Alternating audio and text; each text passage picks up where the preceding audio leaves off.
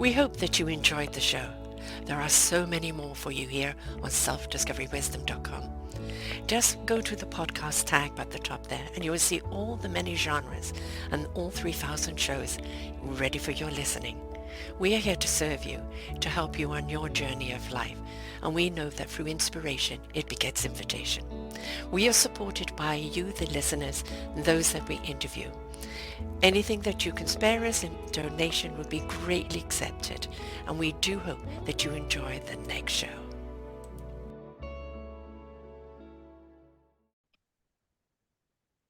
Good morning, good afternoon, and good evening, everybody. Welcome back to another edition of Their Story Matters, right here on selfdiscoverywisdom.com, formerly known as Self-Discovery Media. I'm your host, Sarah Troy, and I have somebody very special for you today. Somebody that literally has reached for the stars. She's played amongst the stars, and she's looked back at Earth from the stars. I'm talking about Colonel Eileen Collins. She's an astronaut. This is a first for me to have an astronaut on the air, and I've always wanted to know what it's like up there. And she's going to be talking to us today about her journey over there with all the craziness happening here on Earth. She says recent stories of big happenings in outer space haven't received much media attention as they might deserve.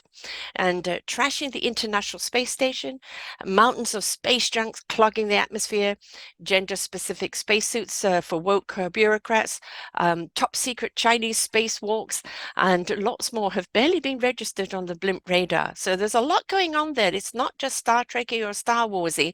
You know, there's a whole other world up there other than the spiritual world up there, and kind of we're leaving our garbage everywhere. She's a retired NASA astronaut and the agency's first female shuttle commander, and she's going to share the story about space today. We are going to be talking about her book, Through the Glass Ceiling to the Stars, and her journey of becoming an astronaut and everything that it meant to her. And she flew for quite a while up there. As we were just talking about before the show, the reflection was never time to have it up there. You know, we look at the movies or somebody has that moment to look out and go, they didn't have that time. It was literally next in order to get the job done and go home, which is kind of a little unromantic. But the reflection, what she has when she landed, was something else altogether. So welcome to the show, my dear. Thank you so much for being here. Well, thank you, Sarah. Thanks for having me on your show. What made you want to reach for the stars and be an astronaut? Because it's not an easy journey to qualify at all to even get into that program. Well, I often wonder myself, why did I want to become an astronaut? I grew up in the 1960s when there were very limited jobs for women. Most women stayed home, were married, raised a family. That was certainly true in my little hometown. And the women that did work were teachers, maybe secretaries, maybe, just, I want to say, no one left home, no one left town. The jobs were right there at home. And I think I had this spirit of exploration. I wanted to get out and see the world. I wanted to explore. I think that was just part of me. I think that was born into me. Maybe the other thing that I sometimes think about is the actual town that I lived in, which is Elmira, New York. Elmira, it's upstate New York, small town, had a glider field. And today it's the site of the National Soaring Museum. Mm-hmm. And when I was a child, I attended summer camp nearby and I would watch the gliders fly overhead. And I always wondered, what is it like to be up there? Mm-hmm. And my family certainly didn't have the money to get me a glider ride or get me flying lessons. That was totally out of the question. We were sort of a lower middle class family. And my mom went to work. My parents split up when I was 9 years old, which was unheard of. I knew no one else whose parents split up. And she went to work and she worked as a secretary for the state of New York.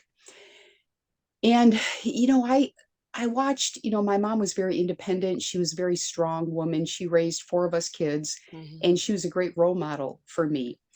But I was afraid to tell my parents that I wanted to fly. I Yes. thought they would think I was crazy, or I Yeah. thought they would tell me, "Oh, you can't do that. Know your That's not place. something that people do." Yeah. But I think I just, and the one other thing I should mention is books. I read, my mom took me to the library when I was a kid, and I read books, and I found the section on flying. And I was maybe a little bit older at that time, maybe, middle school, high school, and I just wanted to be a pilot. And I just was amazed and maybe a little bit jealous of these people that would get in airplanes and they would fly around the world. Yeah. Amelia Earhart and Mm, Jackie Cochran, they flew around the world. And I want to be just like them. I want to do that also. Go figure. yeah. You went a little higher than they did. Yeah. A little further. But this is the thing about dreams, isn't it? Is that if you're willing to keep that dream alive and willing to keep your perspective open on life, you never know when the opportunity is going to come. I think so many souls just never ever take the chance on a dream because they believe, I shouldn't dream that it's a waste of time, or the doors are never going to open up for me. And really, every door that's ever been opened is by somebody who's had the door slammed in their face many times, right? So the people that are the trailblazers are the ones that open that door for others to go through. Who opened the door for you? Well, first of all, you said the very key word that I was thinking of, and that's opportunity. Yeah. So, your desire, your dream, meeting Mm, opportunity along the way, and also looking for opportunity. yeah. Your question was, who opened the door for me? Mhm. And I could name several people. I had teachers, I would say my parents, obviously, my family, the people that I interacted with every day. But many of these doors were open for me again by reading books and seeing opportunities that were out there, and also through I want to say my high school guidance counselor who talked about, do you want to go to college? Here are the places that you can go. What would you like to do? We recommend these colleges. I think that high school teachers and guidance counselors are very important people. Uh, you can instill, I want to say, hope Mm, and courage in your students to go out and, I mean, it takes courage to go out and try to do some of these things. And finally, who opened the door for me? Not necessarily all people that I knew personally. mhm, I read books on science fiction by mm, authors like Arthur Clarke and Isaac Asimov. I read books on, as I mentioned earlier, pilots that flew around the world. I read books on military pilots, these very courageous men and also women, the women Air Force service pilots, which was started by Jackie Cochran, who I mentioned earlier. mhm. So I think they really opened the door for me because I looked and said, they did Yeah. something that was way out of what society expected them to do. Mhm, And they changed history. mhm. And part of me that wanted to get out and explore and see new things. And, I love my hometown, but I wanted to get out and see the world. Yes. They gave me the courage Mm, and I want to say the mindset to figure out different ways to go out and try to find my dream. And finally, I should also add the U.S. Air Force, mhm. which I couldn't afford college, but the U.S. Air Force had a program, the Reserve Officer Training Program, that paid for my college education. And in exchange for that, you join the Air Force, in my case, for 3 years. And uh, so I signed up for that program, and it just turned out that pilot training opened up to women while I was in college. Yeah. So There's the this is where opportunity, right? Eileen's dream met Yeah, opportunity. yeah, exactly. And that's the thing is that, you know, you plant a seed of desire. And the thing is water and nurture it. Do everything you can to prepare for it. Prepare for the outcome, even though you don't quite know what the outcome is going to be. Because if you're not prepared when that opportunity comes, then that opportunity is going to pass you by. So it's not just like, oh, I dream I want to do this one day, but you're not doing anything to prepare for it in the meantime. Is if you're preparing, not, the knowledge, the mindset, the body set, the spirit set, so that when that opportunity comes, and then you are really ready to seize the opportunity. So it is keeping the dream alive and making sure you are watering and nurturing those seeds. Well, what you say there is so important. I mean, just preparation is so Mhm, very important. For me, early on I thought, well, maybe I'll be a math teacher. Um, Math wasn't really a thing that girls did. I mean, we mhm, did have math teachers in school, but in general, women didn't go to college and major in math. When I graduated from high school, I realized that I did not apply myself Mm, 100% the way I should have. I try to encourage young people when you're in high school, it's a free education for the most exactly. part. I mean, some people Yeah. go to private school, but if you go to public school, it's a free education. Take advantage of it while you're there. And if you later decide to go to college, you got to pay for that. So Yeah. when I graduated high school, I thought, I really didn't apply myself 100%. Gosh, I really wish I had. And so I went to college. I had to take courses to kind of make up for the ones I didn't take in high school. A little bit behind, but I caught up. And I decided, as I mentioned, math. What does Eileen really want to do? Don't look at what everybody else is Yeah. doing.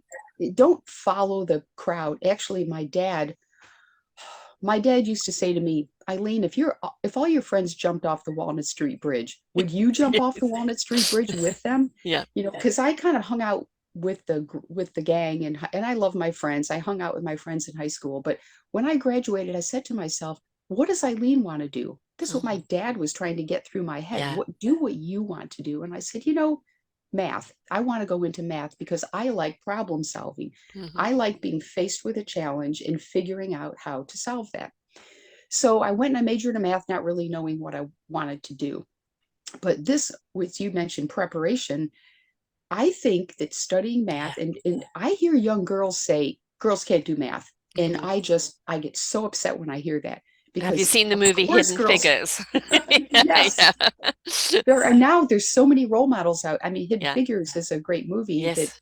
I think it shows role models and Hmm. not only what they were capable of, but I want to say the barriers that they had to face as Hmm. they were trying to just do their job, something that they love doing. So, yes, girls can do math. Some people learn math slower than others. Yeah. And if maybe you're not learning as fast as the guy sitting next to you, but that doesn't mean you can't get there someday. And I actually ended up teaching math for 3 years. In my Air Force career, I taught math at the Air Force Academy. And I always told my students, they'd say, Captain Collins, why do I need to know this? Why? Hmm. I am never going to use this. Why do I need to know this? The answer is problem solving. You Yes. may not be taking a derivative in your everyday life, but the way you learn in math to define a problem, Hmm. you've got tools, pick the tools that you need to solve that problem, and then apply them in a certain order. And it's not going to work the first time. You've got to keep trying different ways, and eventually you'll figure it out and you learn. So I tell young people, do math, learn how to problem solve. It gives you confidence, and these skills will apply to your everyday life. As you Yes. just go through every day, don't run away from your problems. Hmm. Stop and think, what are the tools that I have out there to apply to this problem? In what order should I apply them in? And of Exactly. course, ask for help. So Yeah.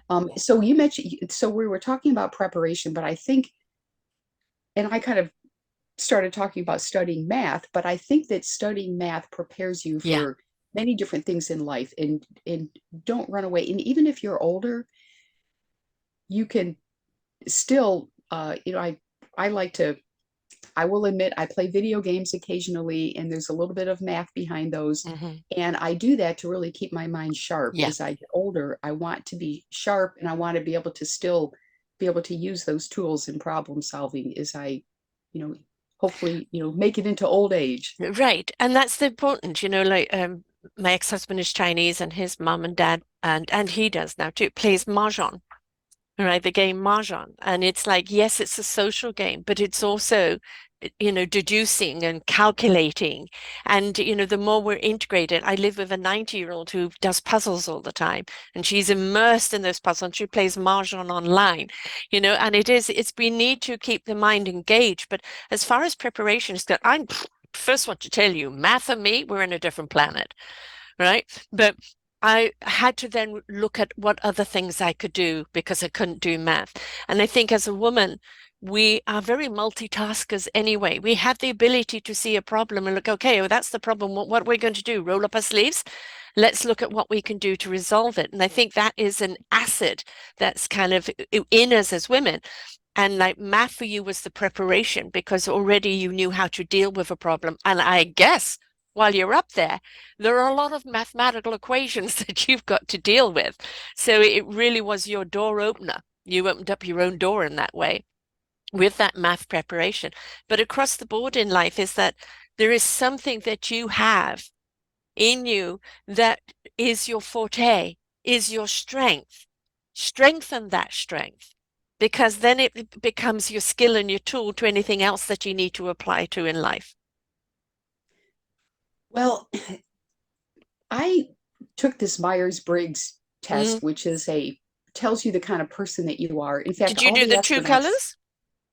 I actually I don't remember that. Okay, I teach true colors, which is the I, Myers-Briggs program, the four key yeah, personality traits. Yes. yeah. I don't remember that one, but I do remember I was in ESTJ, which, but I kind of focus on, I kind of like landed in the middle, and I was Mhm. just a little bit, I wasn't like off to the, like 100% extrovert, but I did learn that I'm an extrovert. I like being with people. And the Mhm. way they defined extrovert, introvert was where you get your energy. Mhm. And for me, you get your energy from being with people. Yes. I find that's true. I don't, when the pandemic hit, Mhm. I did not like being home Mhm. alone. I did not like it. I was looking for, I went on walks on the golf course, and I, got on a lot of Zoom meetings, and I really wanted to keep that connection with people because I'm not happy Yeah. when I'm not with people. So, I think that's, maybe one thing on the astronauts overall. It turned out that astronauts are mostly introverts. Mhm. And you can think about that for a little bit. Astronauts go up in space, they're on a spacecraft or a space station for a long period of time. You might be with two other people, maybe Mhm. one. You might be with, like right now on the space station, they had 11 people. I think now they're down to seven. It's really not that many people. And there is kind of a benefit to being more introverted. I Yes. think if you gain your energy and your happiness from like working on a job, Mhm. and you don't necessarily have to have people Mhm. energizing you. um, the pilots were more extroverted, but Mhm. the scientists and engineers were more Yeah. introverted, and that might make sense to you. Oh, 100%. I mean, and I'm on that cusp of extroverted, introverted. This is people perceive me as being an extrovert from what I do, but I'm very introverted in my life. I like my space and my thing here.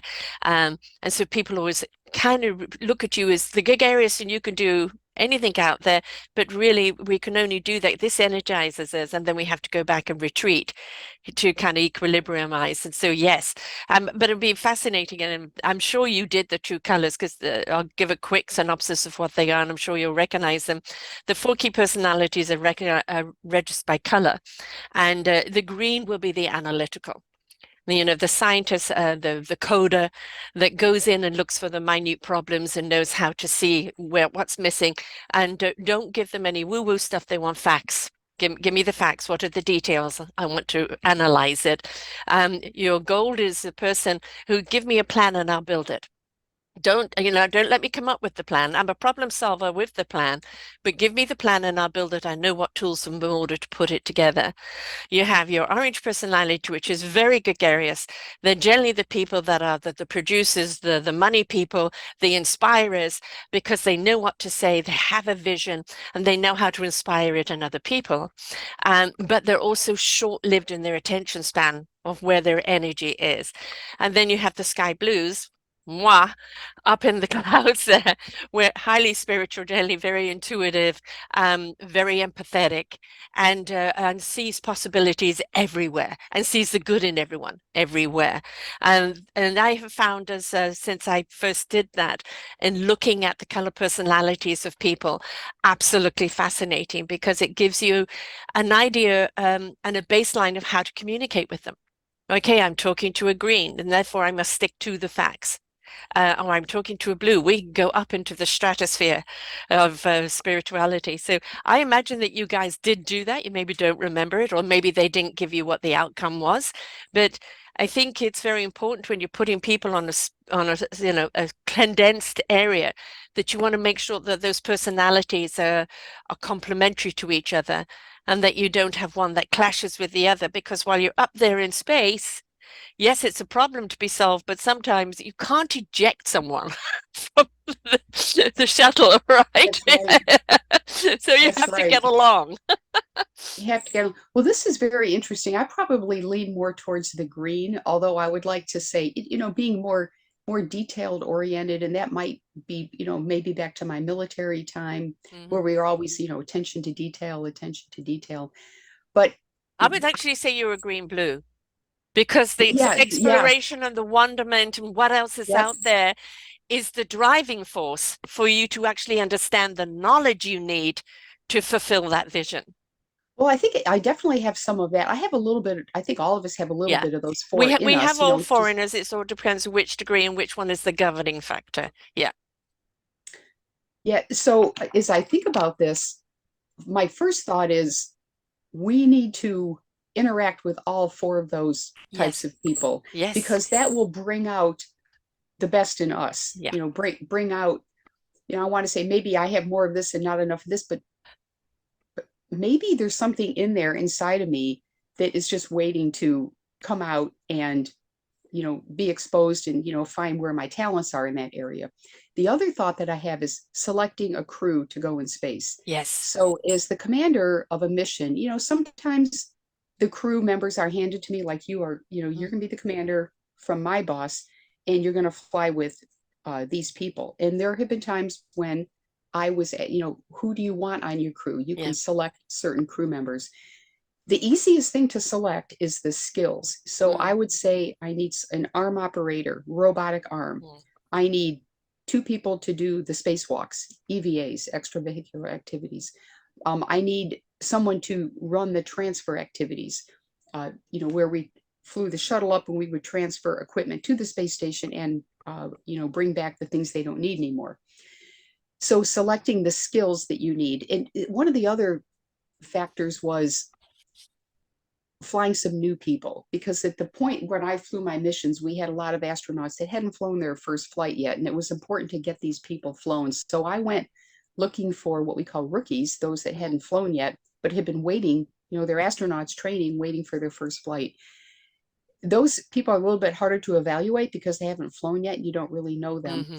Now, the hardest thing is to select the personality types, people that are Yes. going to get along. So the way we do that in the astronaut program is through selecting astronauts in the first place. Now, you will interview, well, normally you'll have like 8,000 or 15,000 people, qualified people apply in any particular selection round. And NASA will go through and, I was part of this for a while, pick out the skills, the people that have the skills that we need and are the highest qualified, maybe interview 120 of them. Now, of those 120, any one of them can do the job. Yeah. There's no doubt about it. But what you're doing at that point is picking personalities, Hmm. character, Hmm. the essence of a person that can get along with other people, even in hard times. Yeah. And it's not all about me, Mm. me. I want this, I want that, I want to do this job, I want this position, I want this promotion. No, it's about the team, Yes. people that can really look at. So this is where I go back to maybe I'm more green, but being a very mission oriented person, because as a commander, you're given a mission. And you can do this in your own life, you can define your own mission. Mm. But as a commander, I'm given a mission. My job is to make sure that mission is safely and successfully carried out. So I want the skills in my crew, but I also want my crew to get along with each other and also to get along with the flight controllers, the engineers, the managers that are going to support us in getting this mission off. And that's tough. And people are not perfect.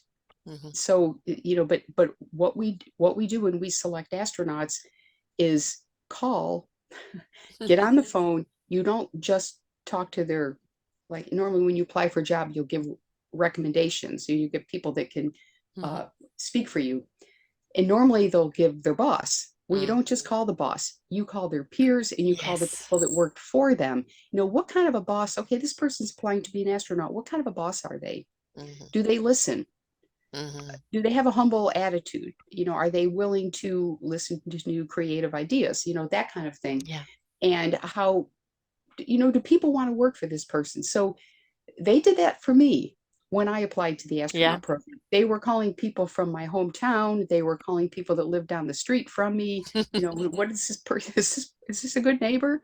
Oh, do you like living on the street with this person? So those are some really key things in selecting astronauts. And I think NASA does a really good job with that because you think about the people, at the time I flew, we had like 100 astronauts, because we were flying the shuttle a lot. Now the astronaut office is only 40. It's much smaller. But these are people that you really want to work with. People aren't perfect. Sometimes we have bad days. Exactly. But I think it's important that if you have a bad day, that you had a bad day and you can apologize to somebody, and maybe if you Mm. were too hard on them. But and when you're up in space, you cannot hold grudges. Right. This is not going to work. This is going to have a very, very bad implication for the mission and maybe even safety. So you can't hold grudges. That has got to come from inside the person. And if something like that does happen, I don't think it happens very often, but I think it certainly can happen. The commander needs to intervene and make peace among the crew. So, and now these are things that are being studied by psychologists for Mm. long duration flight. Like we're going to be going back to the moon. We'll be sending crews to Mars, 10 years from now, but Hmm. that's going to come pretty fast. You're going to be out 6 months to, well, probably 2 years Hmm. with the same three Yeah. people, maybe four, and you've got to be able to get along. You've got to be able to get along with when you're on the radio with the people in mission control. You've got to get along with them Yeah. also. This is very important for safety and for completing the mission. So long answer to your question, but this is really a fascinating topic. And by the way, the Russians have had a space program for decades. They flew the first astronaut in Hmm. space, cosmonaut, I should say, Hmm. for Russia. The Russians are really into this personality thing in picking crews. I would say much more so than the Americans are. But I find it a very fascinating field of study, and it's not exact. And nothing. It's not like math where Mm. where Yeah. you have a right or wrong answer. Period. When you start getting into the personalities of people, it's not predictable. You can't write a model to predict a person's behavior. It's a much more fuzzy, maybe even more interesting, because you can't predict human behavior.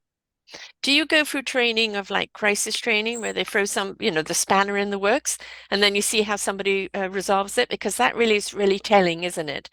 Oh yes, we do. That is a very integral, almost daily part of our training.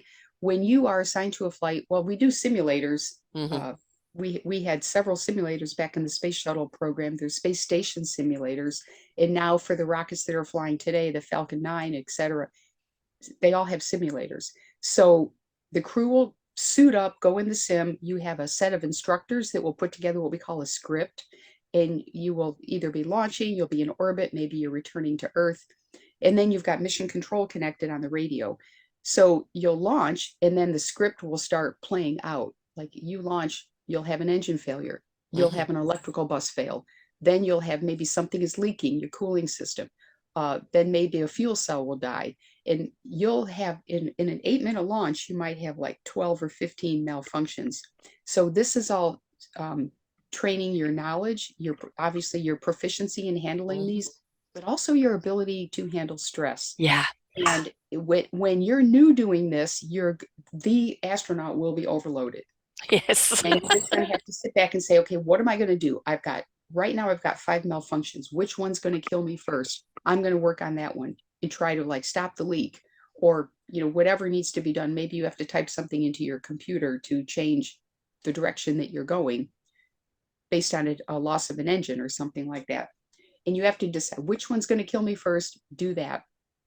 And then meanwhile, talking to mission control, because they're going to be yelling Hmm. directions at you also, but you're the one who's going to die if you get Yes, something yes. wrong. I So suppose at that time too, you've got to be able to pretty well kind of yell at the rest of the crew, do this, do this, do that. And where it's like, well, what do you mean do this? Explain what you mean. They've got to be in sync with each other. When somebody's shouting a command, that they do it. There is no time and to that's think. that's part of it. So we have something called crew resource management, CRM. Back in the old days, we called it cockpit resource management, but CRM is a way that the crew works together. And it's first of all, it's know your job and do your job based on where you're sitting. Okay, the second thing, is that you be aware of what the other crew members are doing. And then the third is you communicate. Mhm. So in these things, I normally would, so when I was the commander, I would, so if it was for example, an electrical or hydraulic failure, just let the pilot work it. If it's a computer failure or a cooling system failure, the commander will work it. And then you've got two flight engineers that are helping you run the checklist that sit behind us Mhm. back in the shuttle days. And it's still similar in the rockets that launch today. I don't normally find myself like yelling orders at the rest of the crew because they're trained and they know what they're Mhm. doing. But if somebody ends up doing the wrong thing, maybe I'm wrong.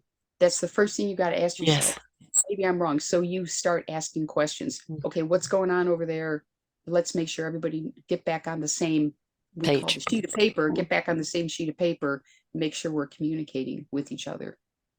It's Yeah. very, by the way, it's very, very stressful. And by the way, if it's too easy and my crew is doing great, I'll get on with the instructors and And say, make it make it harder. harder. Yes. Make it harder. I want to see how they handle failure. I Mhm. want to see how they handle making mistakes. So we stress the training at that point to make sure that we don't just lose our mind, but we can like keep your head in the game and continue to make decisions.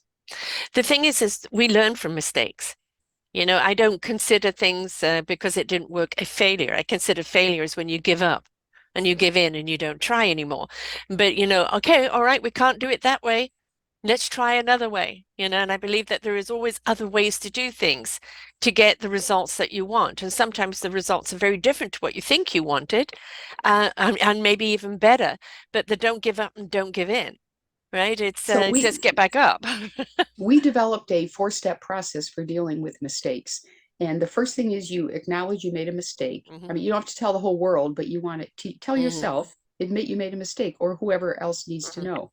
The second thing is you fix it. Hmm. The third thing is you do something to prevent it from happening, the same mistake from happening to someone else someday. Yeah, And the fourth thing is you move on. Don't right. dwell on your mistake. And this is No something that's very persecution. good, very, very good in sports. I mean, you Yeah. got to, if you make a mistake in sports, I mean, you got to sometimes the coach will just pull you out if you can't get your head back in the game. So, and I worked for people that were so good at step four.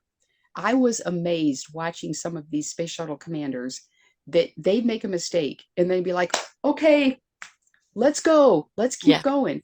And they wouldn't dwell on their mistake. right. You And don't have just the time. massive confidence that Mhm. some people, I mean, to me, it's really an element of leadership that I respect a lot is the ability to see a leader recover from his or her mistake with confidence and keep going, but not covering it up, Right. but acknowledging it. And I think so. I like that four-step process. I taught it to my kids. They're like, oh, there goes mom again talking about her da da da. And I have ones for decisions. I have ones for like little flow charts for dealing with conflict, dealing with decisions, things that I see people run away from this stuff. I mean, I say run away like just I can't handle the stress and they run away. But if you have something mechanical to work with, like a little four-step Mhm. process, a little checklist, a little flow chart that you have in your mind, when you see conflict happening, you see two of your friends are fighting or something is going on, what I go through my little checklist in my mind. And or I've got a really tough decision to make. And I start with, do I have to make the decision now or can I put it off? I mean, Mm. that's my first question. And then I go through the little flow. And I like that one. I mentioned that because most of the time you don't have to make a decision immediately. Right. Sometime you should, like, what am I going to cook for dinner tonight? Like, just make the decision. It's not going to matter Whatever you see in tomorrow. the cupboard. Yeah. Yeah, but I mean, sometimes it's a really important Mm. decision, and you need to maybe don't make it right now and go get some advice. Right. Or be in the right mindset to make it, not in the wrong mindset. Exactly, Yeah. I'd like exactly. you. Are you familiar with the Don Rose, four agreements? Um, No, I'm no, not. it's really, really nice. It's just like always present yourself, as you wish to be seen. Don't take things personally when people attack you, right? It's their issue. Don't take it on. Don't assume. Ask. because to assumption is coming from your perspective, which is not the actual truth. So ask and always do your best based on what you believe truly is your best, not measured by somebody else's idea of what the best is. Yeah, I really love that. I think that's all great advice. And that it in what you just said makes the thought that just comes to mind. What back when I was an astronaut, we didn't have training on any of this. Hmm. We were evaluated, but we weren't really trained. And Right. if you made a mistake, I mean, maybe they're teaching this stuff today, but if you made a mistake, it was really talk to your boss, your Hmm. commander, depending on what you're working on at the time. And let me mention talk about making mistakes. There were two space shuttle accidents that were each one of them killed 7 crew members. They in 1986. I'm sure your listeners, Hmm. many of them remember the Challenger accident. I Yeah. mean, it was a very visual Yes. explosion, and the teacher was on board. Yeah.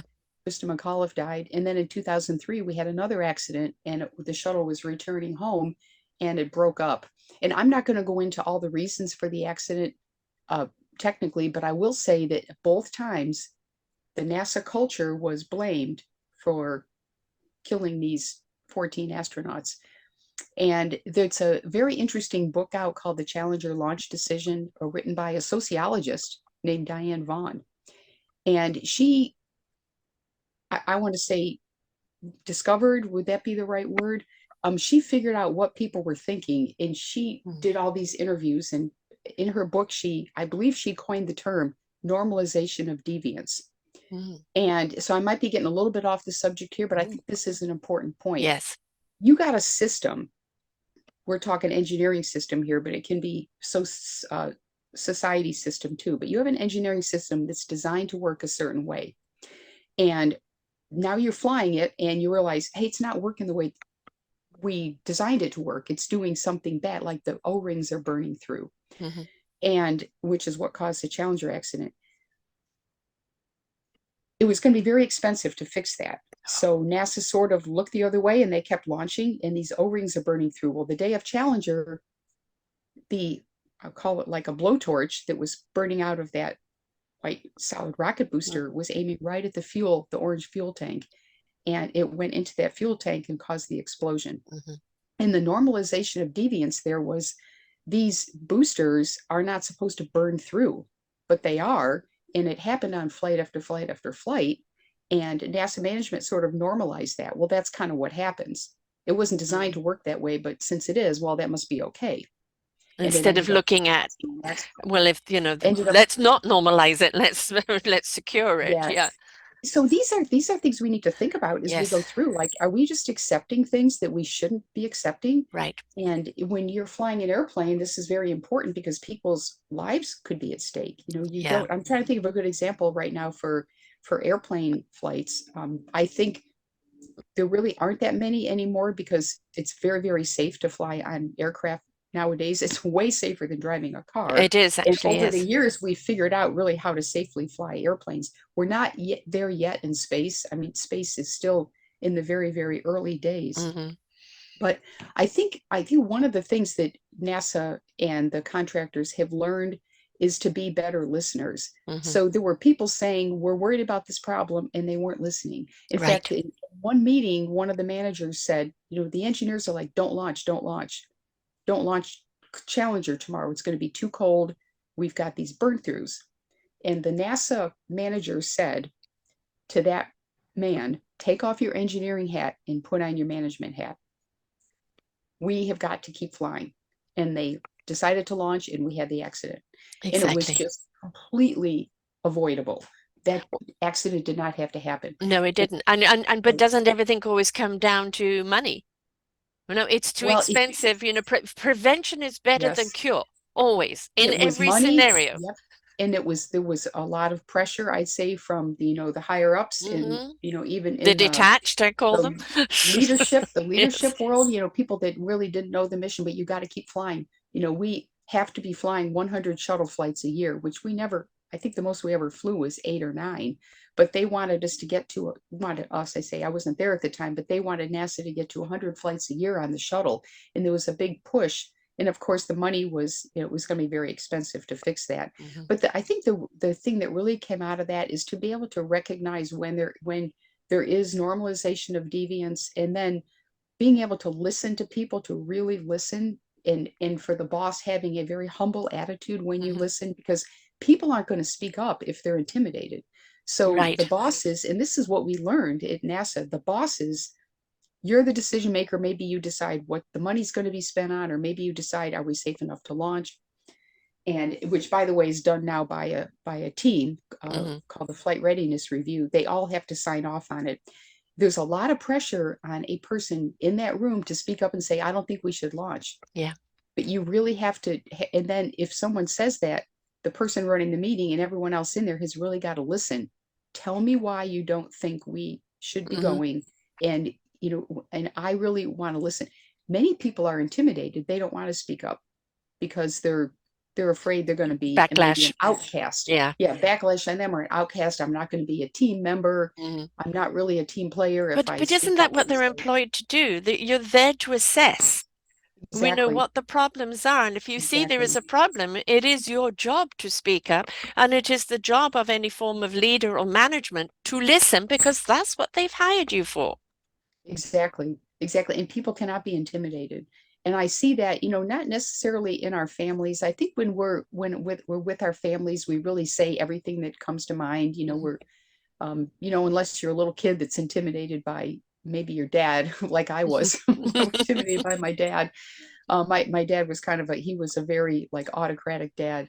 But for the most part, we speak up in our families. But when we're in the office and we're with other people, you just see people don't want to speak up. I know. In many cases, if they're not, if they're going outside of the party line. And I got a good example here. After the second accident with the shuttle, one of our managers said, "I'm going to run these meetings differently. If you haven't spoken up in my meeting when we're over, I'm going to call on you Mhm. and ask you what you think. Yeah. So speak because I care. I want to know what you think. And maybe you're a new guy or a new gal, or maybe you're not, you're just maybe an observer in the meeting, but I still want to know what you think."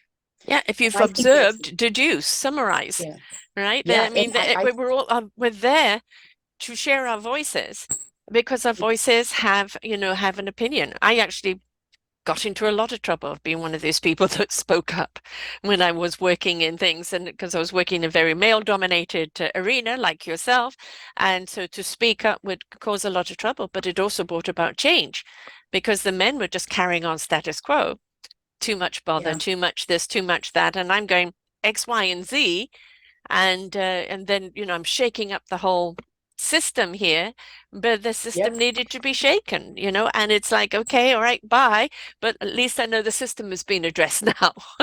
So that's That's how why it it's was. important to have, they say diversity. That's why Yeah. it's important to have diversity, because I think if you have, people that, maybe you have women in the room or Mm, people different backgrounds, uh, you, but I will say sometimes being the only woman in the room, which I have been many, mhm. many times in my life.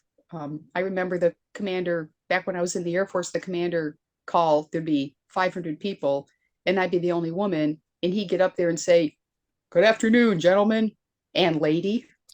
And, Respect. of course, nobody would laugh, but I'd be sitting there going, "Oh no, just please, I just want to blend in." And, so I had a lot of that when I was young going on. But then as I think matured in my job and became more confident, I was more willing to speak up. But I still think it's the boss's job to Yes. ask everyone, okay, so you might be the only woman in the room. What do you think? Yeah. And if I mean, you can ask them after the meeting, Mhm. but I think it's important to ask in the meeting. But I it's really also important to back her up with her opinion, because she exactly. may say something and the guy's groan because you're seeing something that they may think is too small and you are seeing it as a big issue and they groan about it. They don't want to change it. It's always been that way. Well, this is where, the leadership has to go, but no, she has a point. We need to address this, right? And that means backing you up, not just in the moment, but in the next conversations that need to be had, because most of the time people don't want to address anything new because they don't like change, or new means more work, right? Addressing something and more work. And so they don't want that. So they don't want people, woman or man, speaking up. But if we don't speak up and we stay stagnant in where we are, where's the growth? Where's the You know, exploration in the growth? you just made me think of a quote that I really love. See if I can remember it exactly. It's about change. And it goes something like this. And I didn't write this, but I read it somewhere. A person's age, this is the quote, a person's age can be determined by measuring how much pain they feel when encountering a new idea.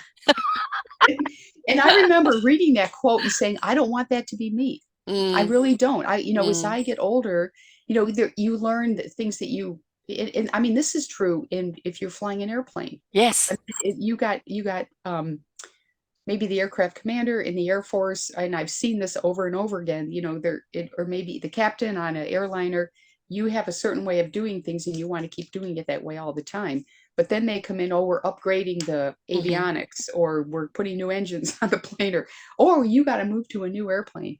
You've got to be able to adapt to that new Adjust airplane, and adapt. that new environment with really open your mind and continue to want to learn. And there were actually some pilots, this is going back a little bit, when they started upgrading to, you had the old instruments, and then you came in with the monitors, the Mm-hmm. electrical, we just called it a cockpit upgrade with the, Right. um, some pilots that were older couldn't adapt to that.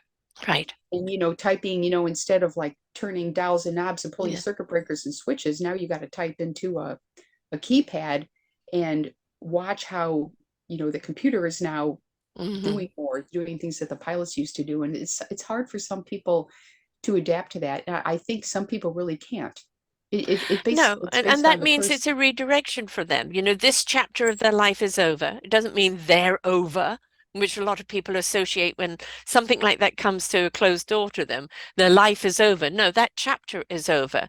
But that doesn't mean certain expertise and wisdom and knowledge that you have can't be either transferred to something else or can't be an inspiration for someone else. It just means your ability in this arena is no longer. And that's okay. I mean, this is the thing, as we get older, we realize I think we're far more flexible. People think that as you get older, you get stuck in your ways. And I disagree with that because I'm 68 and I'm constantly adjusting, constantly having to learn new things. And believe me, I'm not great at where all these new programs that come up. It's always because I'm dyslexic, so it's always a learning curve for me to learn this new process.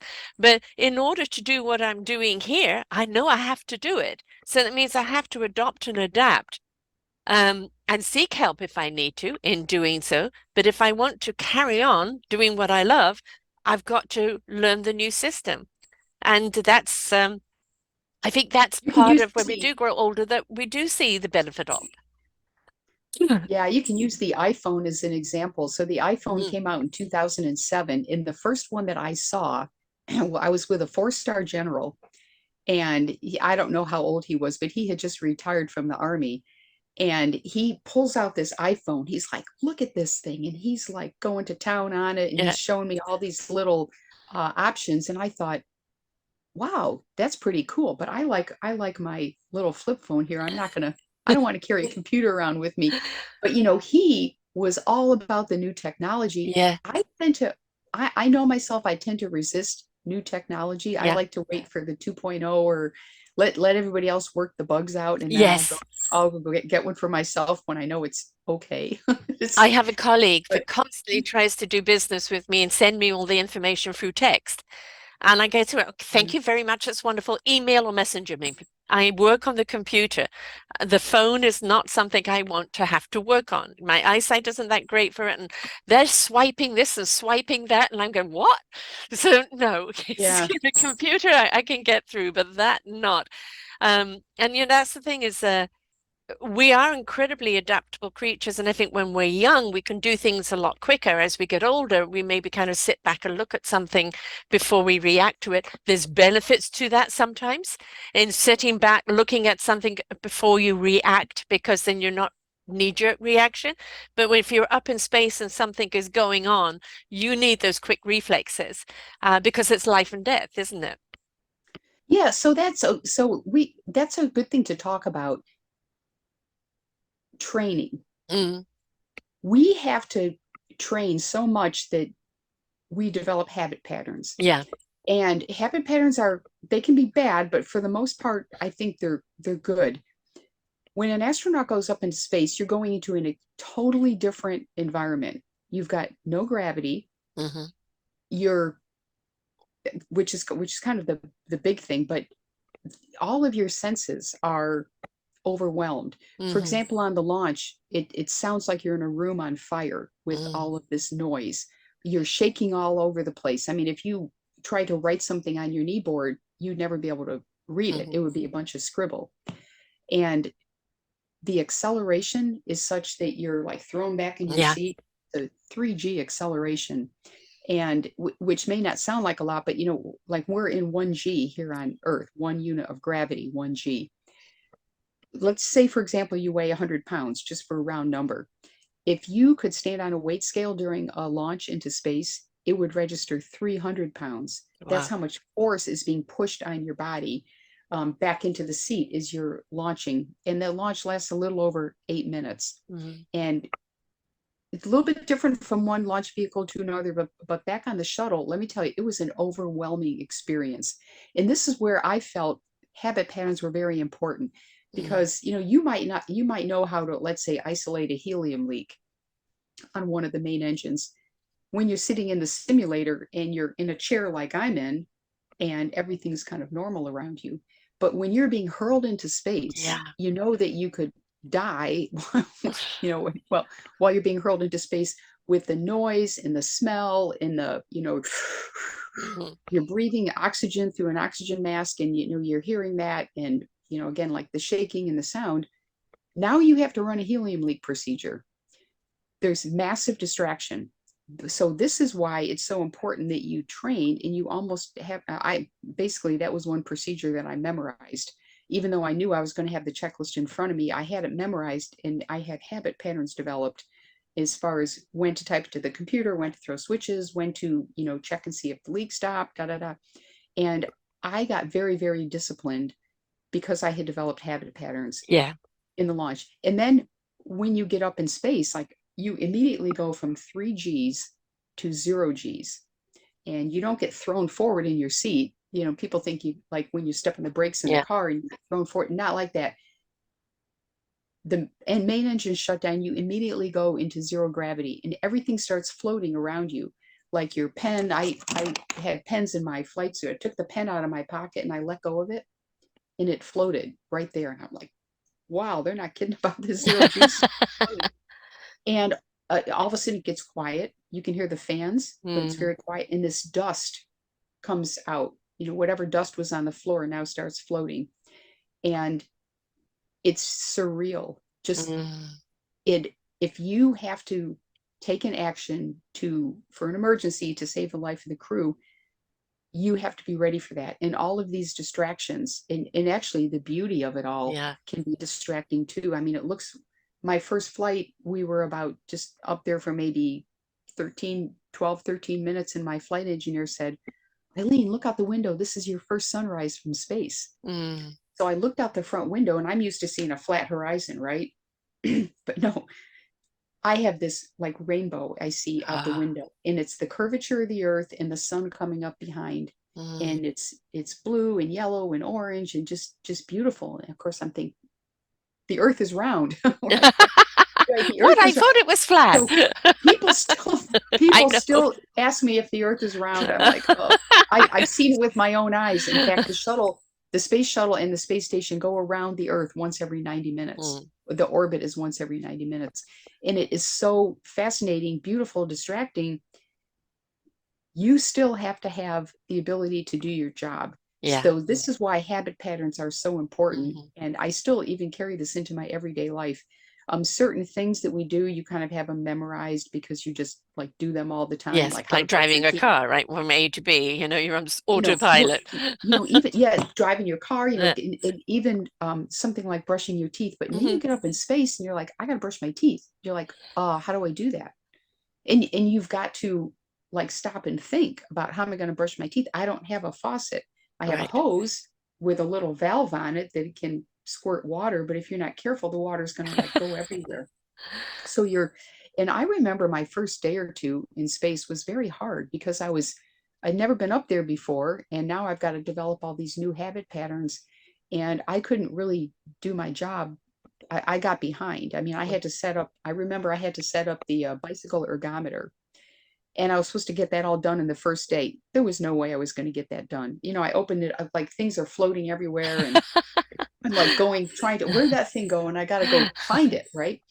And I just like, this isn't going to happen. So I had to call the ground and say, you need to reschedule this ergometer setup for tomorrow, because I had other things scheduled for tomorrow, but something's got to go because I'm going to set this up tomorrow. And you can get very nauseous your first day in Yeah. space Hmm. if you're not careful.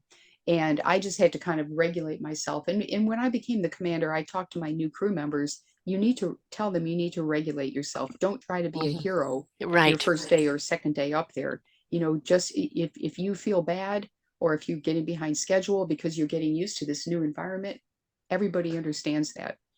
Let's just, you take Well, it let's easy on let's look yourself. at you as a human being and not as a robot. But And talking about your 3G going up there, and how many flights have you actually taken? I've flown four launches, four missions. So every time you've gone up there, are there any long-term effects on that 3G? And then also on zero gravity up there, does it have any wear and tear? Because you look at these people, as you said, they're in space stations for 6 months or a year or whatever. Because you're in different atmosphere, does it change the body? Does it have an So, effect long term on the body? so yes and no. So the answer is no. The launch only lasts maybe 8, 9 minutes, and it's very temporary. I don't think there's any, maybe in airplanes, pulling G's in airplanes for my entire career has kind of damaged my back. Hmm. But the 8-minute launch on the space shuttle, no long-term effects from that. But from being in microgravity, well, it's zero gravity, but microgravity, from I would say the human body's point of view, it's the same thing. Um, there are definitely long-term effects, and Hmm. there's two things. The first one is the radiation exposure, which you don't feel, but if like let's say you were getting a lot of x-rays in your life. Well, too many Hmm. x-rays can make you at risk for cancer. Right. Well, when you're up in space for long periods of time, you're getting cosmic background radiation from the universe in Hmm. general, and you're also getting solar radiation from the sun, which is Hmm. like large protons that can, I'm going to say, we really don't understand yet what the long-term effects are. We just Hmm. know it's bad. If we know the sun is putting out, let's say, a solar flare, the astronauts can take shelter in their little like stations. That Hmm. you can also use bags of water to kind of shelter you, because water is a really good repellent Mm. for space radiation. We don't understand the long-term effects of radiation, but we know that it can increase cancer, and that's something that we're studying. The other thing is bone loss. So Hmm. when you're in microgravity, you're not putting any pressure on your bones. Well, the human body needs that pressure to really keep the bones strong. Yeah. So what happens in space is the calcium will leach out of the bones. We have, we meaning the NASA researchers, have found a way to, we call them countermeasures, found a way to really decrease the effect of bone loss. And just to give you an idea, one of the earlier flights of our long duration astronauts, the astronaut lost 11% bone mass in the ankle. And that's a lot of bone Yeah. loss. And I think that person got back like maybe half of it over time, but you never get all of it back Hmm. once you come back to Earth. So NASA has developed ways, countermeasures to prevent the bone loss, and some astronauts are coming back with little to no bone loss now. On Earth, you would take calcium to keep your bones strong, but you can't take calcium in space because you can get kidney stones from too much Oh, calcium, really? because the bones aren't going to want to absorb the calcium. Right. It's going to go somewhere. It's going to Mhm. go in your bloodstream, and it could cause kidney stones. And so there are a lot of concerns about being in space for long periods of time. There's one other that we discovered, and that's the eyes. So Mhm. some astronauts have come back with permanent loss of vision, not total Wow. blindness, but like a loss in visual acuity. Like maybe you're not 20/20 anymore, you might be something else, 20/40, 20/60, because you get this fluid shift. So when you're up in, it happens immediately, your bodily fluids kind of equalize. So your face gets really fat, your legs get skinny. And when you have that, I want to say the fluids in your head, it pushes on the back of your eye. And there has been some, the retina's on the back of your eye. And I'm not going to try to explain it because I don't think I understand it myself, but I do know that astronauts who are on long duration, 3 month, 6 month, 1 year flights have this. There's a name for it. They keep changing the name, but it has to do with vision loss. And not every astronaut gets it, just some. And so they're trying to figure this out and develop countermeasures. And there's other things. And I think, psychologically, there's also the separation from your family. And Yes. maybe you can develop and I don't know anybody that really has developed, maybe changes in personality, or maybe Mhm. they're unhappy. I don't know any astronauts who have changed for the worse by being in space. I think everyone's changed for the better. And the Mhm. key there is staying busy.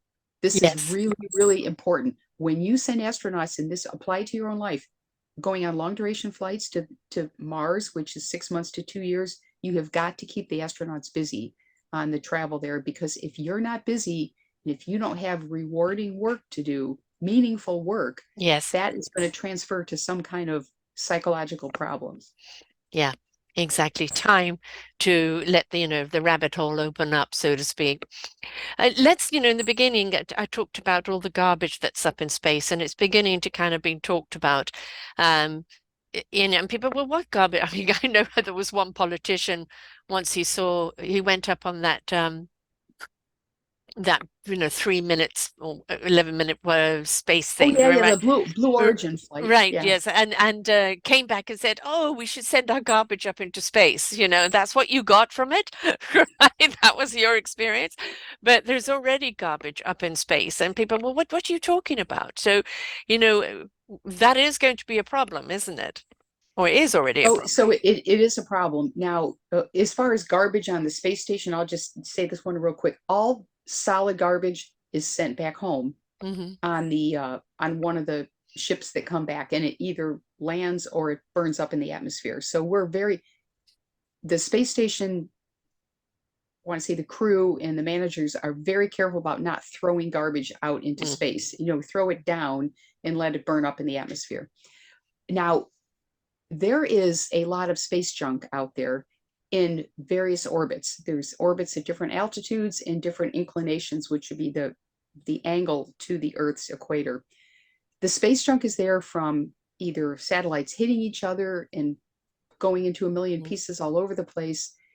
There have been some countries that have launched missiles and shot satellites down. Boom, there goes a bunch of garbage everywhere. Sometimes satellites get old, and the fuel in their tank will overpressurize and they'll blow up. And there's various reasons for space junk up there. This is the number one problem, I believe, on my last mission. Our biggest risk for loss of life and spacecraft was getting hit by a piece of space junk. That was the highest risk that we had. Now, the U.S. Space Command can track something about the size of your thumb or larger. I'm sorry, your fist or Hmm. larger. Anything smaller, they can't track. Hmm. So if something, say, the size of a ping pong ball that they can't track hits your spacecraft, it could kill everyone depending on where it hits. I mean, it Right. could leak all your cooling fluid out, or you could leak all your air out of the spacecraft. And then, and Kind of I like we a would bullet actually, hitting it, in it, when you're going at those exactly, speeds. Yeah. and we actually trained for these scenarios and how we would rapidly get the space shuttle back to Earth in case we got hit by something. And it's a real problem. And so we need creative solutions to this. So engineers and scientists around the world are coming together and trying to figure out, number one, how do we get rid of the the space junk that's up there right now? And number two, how do we prevent more of it from Yeah. developing? And there's it's not an easy solution. You can't just put a net up there because space is just too big. Well, And we need things are Superman going. with a big net. He can just go along and pick it all up for us. Yeah, a net is hard, but some people have come up with magnets. Maybe you Hmm. could have a magnet go and maybe suck these pieces if they're Mm. metallic. You could suck these pieces out. But the key thing is to prevent it from getting worse. But it is Yeah. a serious problem, and if even if you want to go to Mars, you're going to have to launch through this field of space junk. Yeah, it It's used to be asteroids in the movies. Right now we're looking at space junk. Yeah. Yep. And asteroids are still an issue. Yeah. That's another one. A large asteroid, could it hit Earth someday? Well, yeah, it could because it's happened in the past. Yes. Odds are it's not going to happen in our lifetime, maybe not in 1,000 years, but eventually a big asteroid is going to be coming to, the Earth is like, because the Earth has a lot of mass, it actually mass Mm. attracts other pieces of mass, Newton's laws of physics. So if a asteroid is getting close to Earth, there's actually a Pull. gravitational force that could Mm. pull it closer to Earth. So it's, big sky theory, nothing's going to hit me, but not not in the short term, nothing's going to hit you, but in the long term, the Earth will get hit again. And there's people working on that. NASA launched what we call the DART mission last September, and NASA proved that if you hit an asteroid with a projectile, you can divert the asteroid. So the Hmm. key thing is we need to know when they're coming so we can divert them away from Earth. Right. Wasn't there a movie on that? Um, Armageddon. yes. That's right. There's Yeah. actually two movies. There's another one. I'm forgetting the name of the other one, but Armageddon. I like to tell people if you watch that movie, the launch was my second launch. Oh, They really? the movie producers actually took my launch STS-84, which was in 1997, and they dubbed it. And they in the movie they show two shuttles launching at the same time from the two launch pads. It's actually pretty cool. It's Did it's you wave total out the window? fiction. Yeah, well, I try. It was a night launch, but Hmm. it's total fiction. Armageddon, and then the other one that came out like the same summer that Armageddon came out, another movie, and I think they're both entertaining movies, and Hmm. I would recommend, yeah, watch them for entertainment. I think that we're probably in my lifetime nothing's going to happen, but engineers and scientists, countries need to work on this problem. So when it eventually happens, we're ready for it. Right, yes. Yeah, Independence Day, right? Well, that's aliens, right? But we've got to realize, a lot of people think that as Earthlings, we're the only beings in the world, only life force in the universe, which I think is rather ignorant and arrogant to think that we are the only species. I think we're actually the kindergarten species. I think we're kind of very, very new, and we're still really trying to get out of our neofungal phase, of hurting each other and going into stepping up into that higher vibration, a higher frequency of what we can be and how far we can go. But there's a lot to learn, and we have to be open-minded. And I'm sure that being an astronaut, there are so many things that maybe you had a preconceived idea of, and that kind of when you get there or you go through the experience, it's a totally different picture to what you thought it was going to be. When I was a kid, I read a lot of science fiction. Hmm. I read the big ones were Arthur Clarke, Isaac Asimov. They helped me understand what the universe was about, and as Hmm. well as they helped me understand, reality versus what could be. Hmm. And there's also there's some bad science fiction out there too. Hmm. There's a lot of it. And I think you need to, if you want to learn about these things, go for the authors. But one Hmm. of the things I learned from them is how big the universe really is. And if Yes. you just look at our galaxy itself, like I can't even tell you how many suns are in our galaxy. It's, hundreds of thousands of Hmm. suns. And Carl Sagan once did this little equation, like where he actually did the probabilities of, even if there were just a minuscule number of these suns had planets, and then those planets were able to support life as we know it, based on carbon and oxygen and the other minerals. And if that planet was in the Goldilocks area around their sun, which the sun had to be the right size, and I don't remember the number, but he still came out with this high probability of intelligent life. Yes. elsewhere in the universe because there are so many galaxies. And Mhm. if you look at what the James Webb Space Telescope is doing now, is these telescopes take pictures of what's out there in the universe. They're Yeah. also looking back in time. And that's just the nature of looking these long, long distances. You can't see what that galaxy looks like right now. You see what it looked like maybe tens of thousands of years ago Mhm. because it takes that long for the light to reach Earth. And Mhm. I have always found all this Fascinating. fascinating. Mhm. I don't think the human mind is really ready to understand, what happens when you go beyond three dimensions. Mhm. We sometimes we get, well, the fourth dimension is time. You got a three-dimensional object moving through time. Maybe you can look at it that way. What's the fifth dimension? I don't think that our minds can really grasp this, but I think it's reality. And the other thing that, to answer your question, now these days we are seeing pilots calling back and saying, I see something that Mhm. it does not follow the laws of physics that we know. I believe that there's some kind of energy out there that we don't understand. Why it presents itself the way it does or moves the way it does, I'm not going to try to predict, but I think maybe we don't have the tools to actually analyze what Mhm. these things are. And I think someday we will learn. Yeah. And we need, and this is why when I talk to young people, I encourage them to be curious. And you want to be an inventor, you want to discover, you want to create, and you need to learn as much as you can in school and then be curious and go out Yes. and Explore. challenge yourself. Don't Mm. just take the easy courses in school, Mhm. take courses that are hard. Who cares if you get a B versus an A? Some people drop out of science and engineering because they're not getting A's. I'm like, no, no, no. I don't care if you're getting B's and C's. If you flunk a course, take it over again. But we need people that are creative. And sometimes the people that create and discover, and they're not the smartest people, Right. not always. We want people from all different backgrounds and abilities to join in Well, on these science, I want to say, explorations that we're doing to learn about the universe that we live in. mhm. And also find other ways to travel. Right now, Yes. to get to the moon, it takes 3 days using chemical propulsion. Maybe there's other ways to travel. Maybe there's solar Mhm. propulsion. There's got to be invent, create something.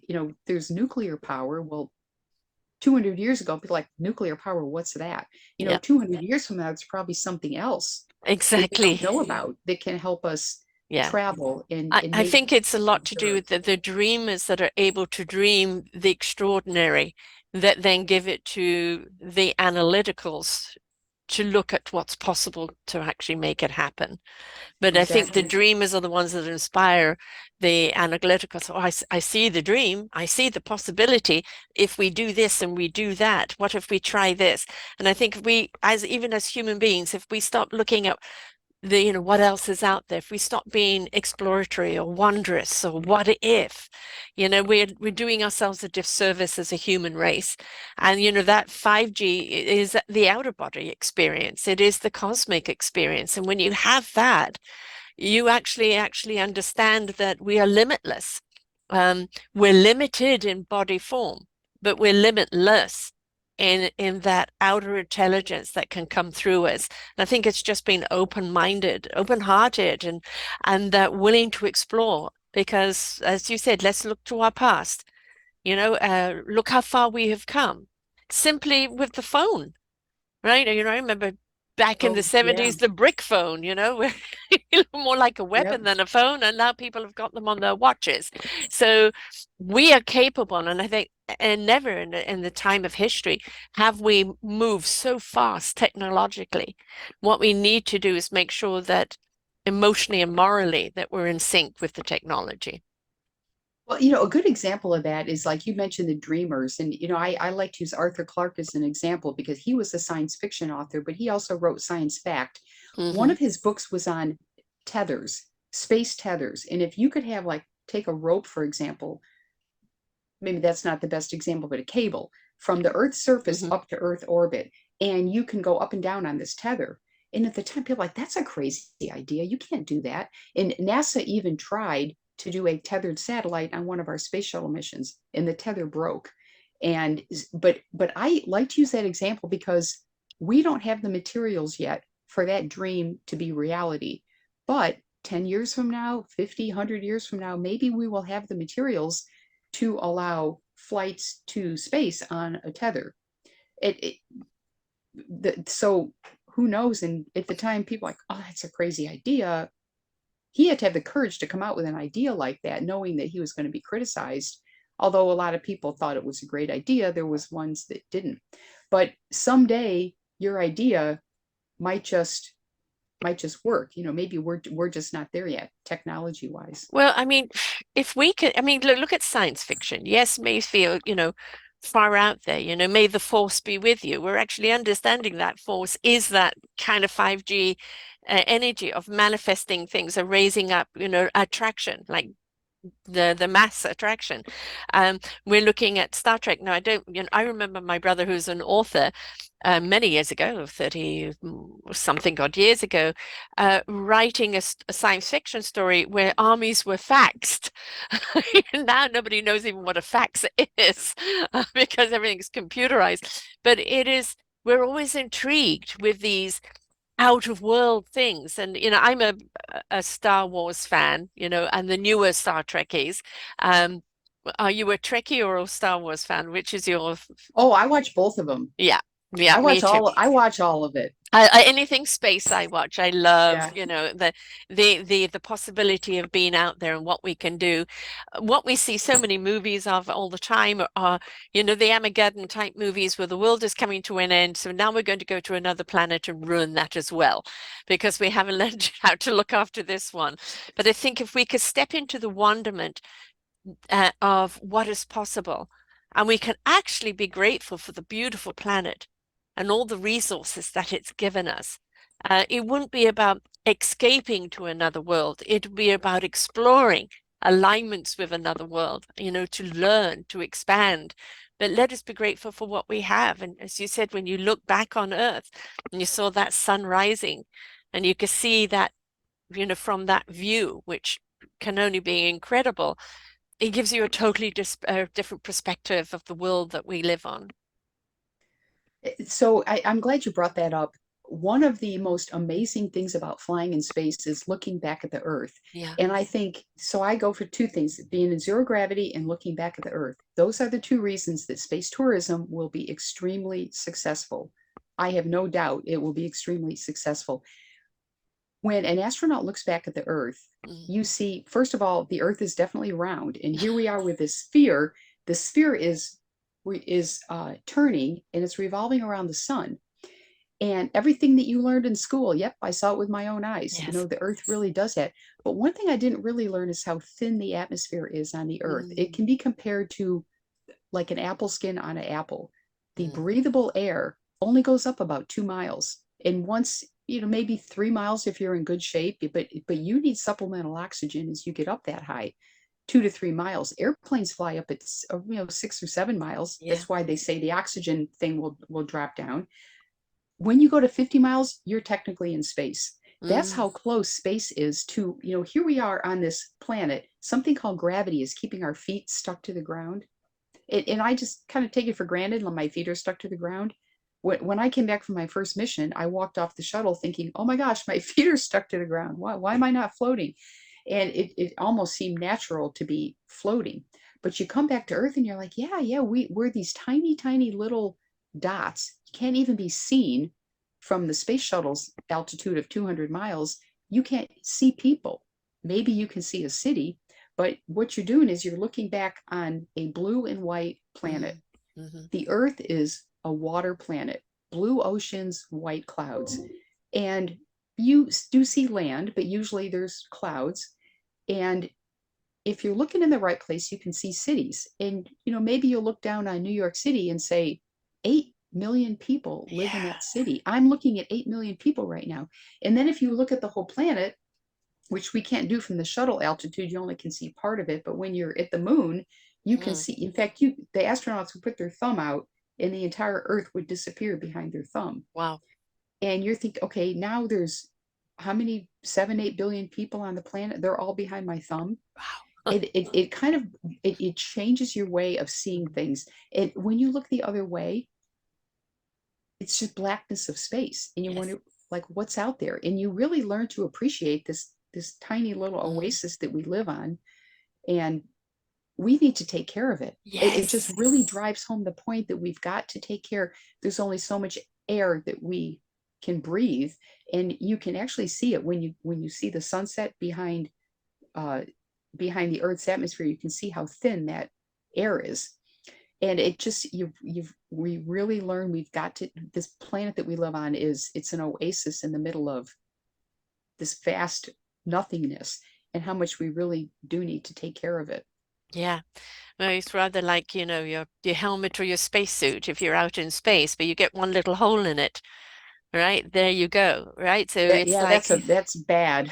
Bad exactly. scenario. So the same type of thing with Earth, we get that hole in that atmosphere, it's going to be bad for all of us here on the planet. And I think we want people to be exploratory and wondrous and dream big, but at the same time, we want people to respect what they've already got. I think if you respect what you've already got and value what you've already got, and everything that has already been handed to us, then when we explore with a different mindset. We explore with um, our resources that are there for us, but we've got to make sure it's not detrimental to anybody that we're taking it from, i.e., planet. So, yes, let us go and explore space. Let us go and see what is out there. Let's see if we can make contact, actually physically, because I think many people do already in different planes and different dimensions. But it's about that there has to be the yin and the yang. We've got to make sure we value the planet that we're on, and that when we do go and take that journey, we understand the journey that we're taking. It's not just, oh, I'm up into space. It is what the whole change mindset of value of life in itself. And I would love to be out there on the frontier, meeting new Yeah, species. I would love it. it really changes your Yeah. perspective in life on Earth, and you realize, we're all, we sometimes look at our differences, but we're Yeah. all like human beings, and Yeah. we have a very international crew in space, and we fly with, the French and the Italians, the people from, Brazil, Japan, and even Russia, and the people that live in these countries, we're all like humans. The Yes. leadership can be, good or bad, but taking into account just working with the people is, it's really important that we keep that in mind, that we're all humans, and we can all get along if we have common goals and a common mission, Yeah. and think Yeah. about the importance Purpose. of. I Yeah. mean, you talked about being, in order to keep people kind of sane and together and working together, you're all working together for one purpose. And I think if we could, as human beings, look to the purpose of us coming together, and that is to sustain the planet that provides so much for us, to make sure the ozone doesn't get more depleted, to make sure that we stop spending money on wars, and that we do start looking at more exploration and more understanding of what is out there in the universe and what it means to us here on Earth. And I think it's time that we kind of grew up and learned to get along and respect each other's differences as something intriguing. It's like a buffet. You don't go and eat everything, right? You choose but be exploratory and try a different dish. You may actually like it, but we're so prejudiced, and that prejudice, I think, is something that's taught. It's not something we're born with. Well, I'll make a comment on, so there, with the war going on in Ukraine right now, Mm, there's, I like to think that space exploration is above the problems that we have here on Earth. And if you think back to the Vietnam War, we landed on the moon in 1969 when the Vietnam War was going on, and people were saying, "Why are we spending money in space when we have a war going on? We have civil rights yeah, protests and issues going on here. We have all these problems in the United States. Why are we spending money on exploring?" And there's a famous line in the end of 1968. It was the first time humans orbited the moon. They didn't land on that mission. It was Apollo 8. They mhm, orbited the moon, and they read from Genesis in the Bible, and about the Earth being created. And the Capcom and Mission Control said to that crew, "Thank you, Apollo 8. You saved 1968." Because of all the bad things that were happening yeah, on the Earth. If you remember, JFK, I'm yeah, sorry, Robert Kennedy was right, shot, Martin Luther King was shot that year, and we sent 3 men to the moon. And we were able to do that. And then we were able to just 6 months later land two men Mm-hmm. on the moon in that program. And how I like to think like space exploration gives us hope for the future. It's, going somewhere we've never been before, learning things we've never known Mm-hmm. before, giving people on Earth hope that there's other places that we can explore. And I think that's why science fiction is so popular, Yeah. because if you like, you can even compare it to when in the early days of the United States of America, we started our own government here, and how it was really using the ideals of the way government should be, learning from the mistakes of the past. Mm-hmm. And then I think that someday we'll be setting up governments in space that'll be on the moon and on Mars, and then maybe even beyond if we learn faster ways to travel to get and we find other planets that we can live on, to help keep humanity, I want to say, going. If we just stay on Earth for all eternity, someday the resources, it's way off in the Yes. future, but someday the resources will be gone. We've got to leave our little home planet and go explore other places and find resources and find better ways to live where we can live together. And by the way, the US astronauts and the Russian cosmonauts are working together on the space station. And it's important that we continue exploring space. Even though there's terrible war going on Earth, I'm happy that we're still continuing to work with the Russians. We kind of have to, because our space stations are together, Mm-hmm. and you can't really like separate them. Technically, you can't But you can easily separate the separate them. politics, though. You can separate the politics. It's a different, it's, Yes, it's a different yep, performance altogether, and politics shouldn't be a part of it. And, that's right. we may need a outside source of help, the way we're treating our planet and the way she's rebelling, because we are depleting her and we're being rather blasé about it. And again with the wars, it's greed, it's ego, it's opulence, it's power, and it's everything in the wrong direction. And I think we need to start turning that direction. Look at our first explorers, the people that built little rickety rockety ships and went out exploring, or people that went across lands. It's without them, where would we be? If everybody was still just stuck in their own little things, A, they would be overpopulated, there'd be too much incest, there'd be, a lot of problems. But those explorers is what brought the world together, that showed us Yes, other different parts of the world. So why shouldn't we explore space and see what else it can do for us, or what we can do yeah. for it? Well, this is one of my favorite subjects. I love reading about the explorers of the past. Hmm. In fact, I have one of the photos I show in when I give talks is a photo I took of Greece and the Aegean Sea in the Mediterranean Sea when I was up on my second mission. And I talk about the people that lived back in those days. Of course, there were wars going on, I Yeah. acknowledge that, but many of them left on ships, and they Hmm. went across the Aegean Sea, they went across the Mediterranean Sea looking for other places. I think it goes to show the explorer nature in us. I mean, Yes. it can be good, it can be bad. And another funny thing I like to say is, and I mentioned earlier, when I was a kid, I read a lot of science fiction. Now I read history. I Mm. love reading history about explorers of the past. And Yeah. so I tell people that when I was young, I read about the future, but now that I'm old, I read about the past. And I like almost exclusively, I love reading history.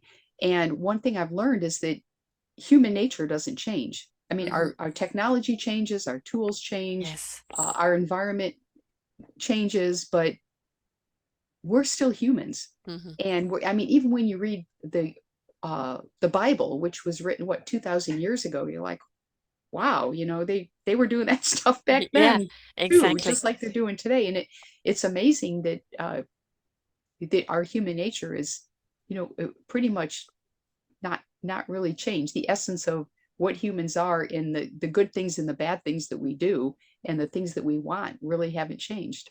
We've always been exploratory creatures, and I think the only reason we may have stopped doing it now is the fear control. where, certain powers come into place and they put people in the fear mode. And when they're in the fear mode, they're not going to be in the seeking mode. They're going to be in restraints, of their own restraints of that fear. And I think if we could look at fear in the eye and go, really, what power do you have over me? What is there really anything to be fearful about here?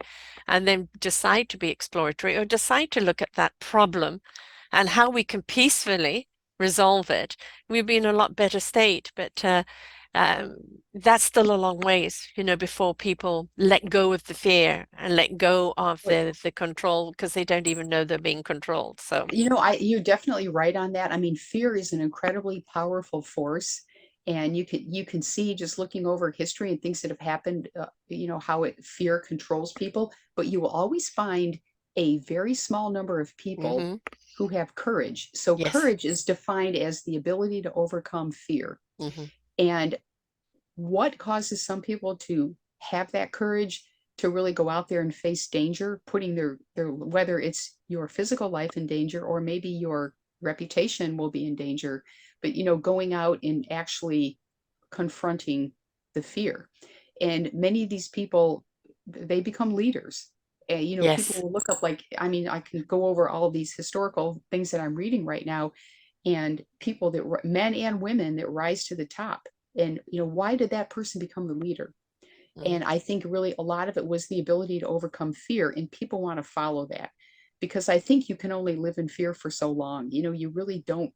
mm. Human nature, I mean, it's not It comfortable. consumes. It's really, it causes Yeah, dis-ease and disease, and it cripples us from any productivity or creativity. It paralyzes us.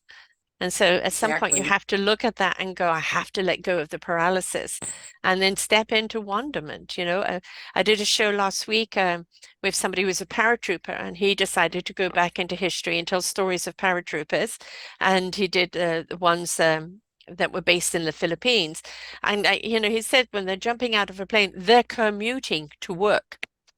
Right? And we don't look at it that way, right? They're commuting to work, but in doing so, taking their lives in their hands, is the chute going to open? Will they hit a tree? Will the wind change? Will they be shot down? All of these type of things. And when you talk about courage, it's people that step out into the unknown for either the greater good or for a meaningful purpose or for exploration. You are one of those people. You decided to step out into that unknown and explore areas that not only you were given the opportunity or you seek or created the opportunity for, but because of the drive of the exploration of what else is out there. What am I meant to learn? There's another great quote that I want to share with you and your listeners. Laura Clark was one of the astronauts who lost her life on Columbia. Mm, Well, she had a saying that I believe she had it on her desk. She was in the Navy, the US Navy, and this was a quote from an admiral from many years ago. And he said, "A ship is safe in the harbor, mhm. but that is not what ships are built for." Right. So you can be afraid and just stay in the harbor your whole life, or you can get on the ship and go out there for, whatever your reason is, if But I'm basically. thinking of Pearl Harbor when they were actually, in the harbor and, feeling they were safe and they weren't. So safety isn't always there. And if we're always saying, I just want to be safe, I want to be safe, well, you're not living, right? If there's danger anywhere and everywhere, but you don't live in the danger zone. But what you do learn is to have those antennas that can pick up where the danger is. And to pay attention to those antennas, that feeling you get, that uneasy feeling, or I don't quite know what's happening, paying attention and being aware, but not living in the fear, not living in the I'm going to stay put because it's safe here.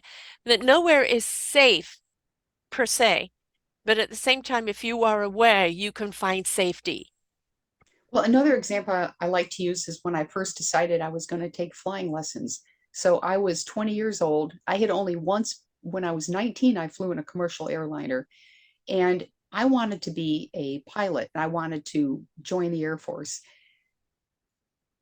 I was saving money up for my part-time jobs so I could have money for flying lessons, but I never told anyone because I thought they would say, you can't do that. Girls can't do that. Yeah. Oh, that's crazy. Why would you fly an airplane?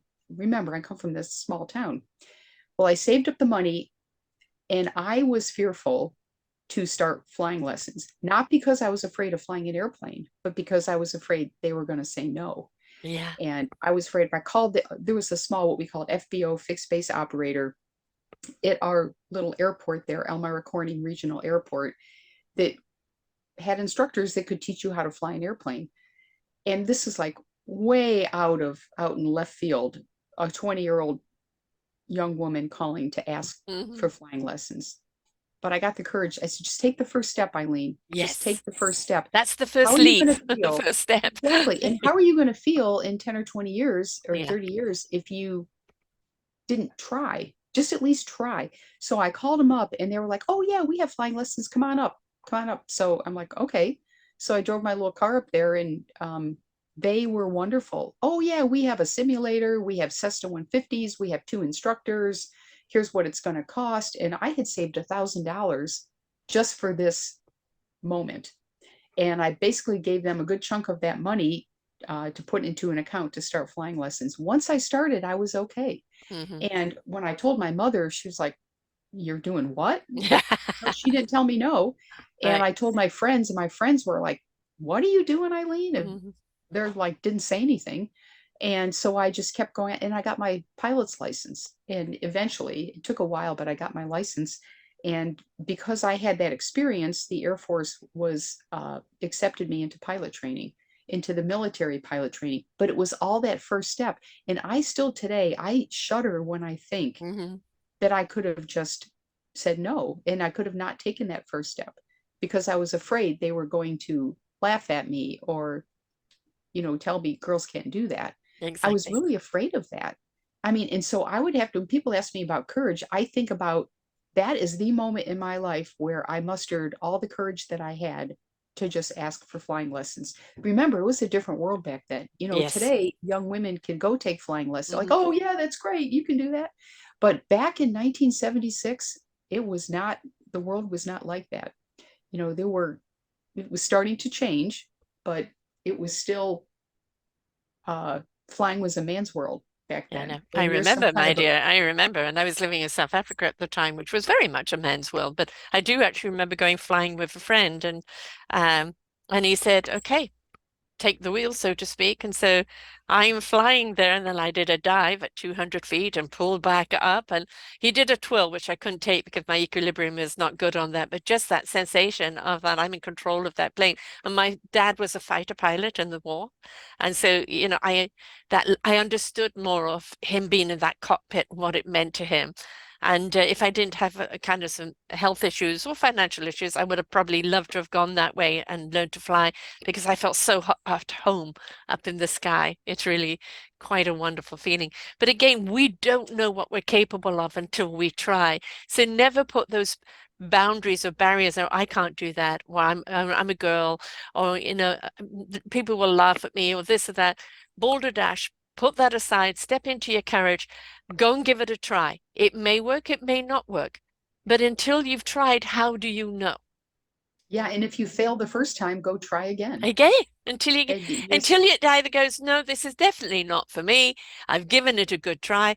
However, what I've learned from this is I can do that, and that's where I'm going to go with it. Or I've immersed myself into it and I absolutely love it, and now I'm just going to go with it, right? And it's constantly think forward, not think back. The back is wonderful history that can give us skills and tools and knowledge in order to move forward, but apply it to the now in helping us move forward with more clarity. exactly. I know a young lady who failed her driver's test 3 times. Hmm. And I've got to give her credit for going back and trying.